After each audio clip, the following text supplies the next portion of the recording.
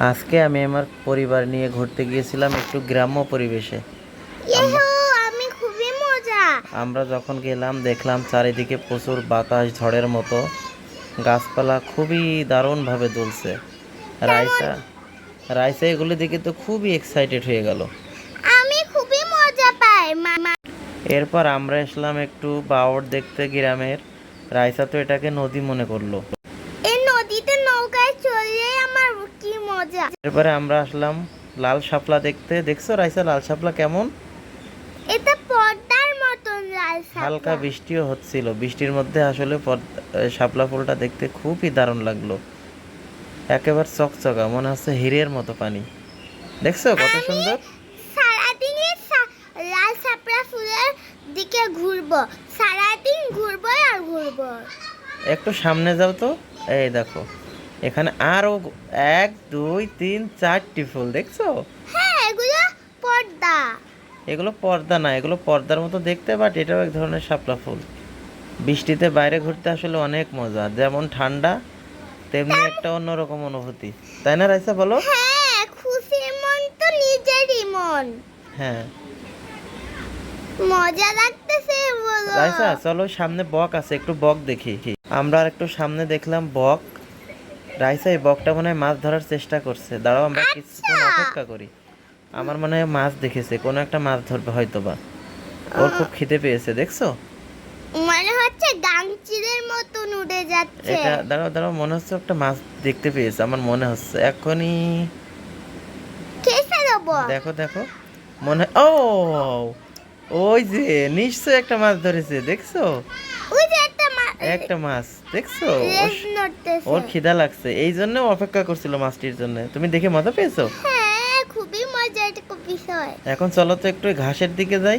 চলো। দেখো দেখো কি বাতাস, দেখছো রাইসা? ওয়াও, আমি যেতে চাই বাতাসে হাওয়া খেতে, আমার খুবই না, মজা লাগে। ওখানে জঙ্গল, ওখানে কিছু সাপ থাকতে পারে।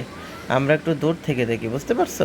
কেন আগে আমাকে একটু কাছে গিয়ে দেখতে দাও, এগুলো ধরে কেমন। আচ্ছা শোনো, আমরা একটু পরে যাব, বাতাসটা থামুক।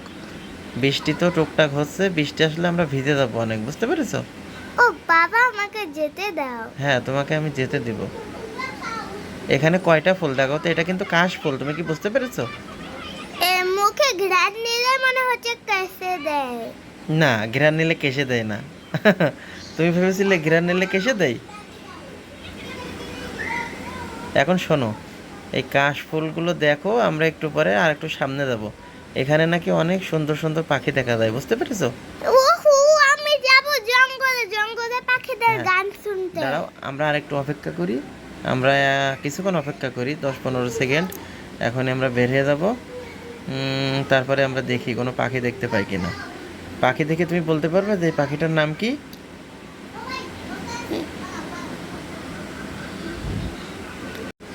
ওই দেখো একটা পাখি, এটা কাঠঠোকরা। ওয়াও, তুমি কিভাবে চিনতে পারছো, দেখছো? কারণ কাঠঠোকরা নিজেদের কাজের জন্য পোকা খুঁজে। দেখো একটা কাঠ ঠোকরা, রাফি দেখছো? দেখো দেখো রাইসা, এদিকে দেখো, দেখো আর একটা কাঠ ঠোকরা, দেখো। ইয়ে! ও মনে হয় ওর বাসা করার চেষ্টা করছে, দেখছো? না না, তাহলে ও যে খাবার খাবার নিয়ে ওর বাসায় গিয়ে দেখো বাচ্চাদেরকে দেখো খাওয়াবে। দেখো, ওর ঠোঁটটা অনেক শক্ত, ও গাছটা একেবারে গর্ত করে ফেলবে, দেখছো? এই কাঠ ঠোকরাকে ইংরেজিতে কি বলা হয়? আমি তো জানি না। কাঠ ঠোকরাকে ইংরেজিতে বলা হয় উড পেকার।